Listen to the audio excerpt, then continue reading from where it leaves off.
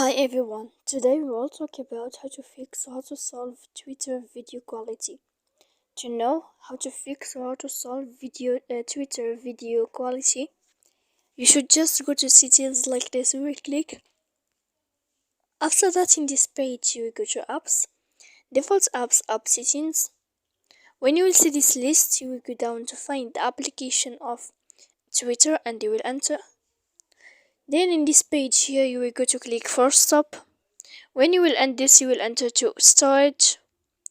After that, in this page, when you will see this page, you will click here, clear cache.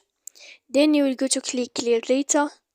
And after all that, you can turn off your Wi-Fi. So please don't forget to support us by like and subscribe. See you next time in another video.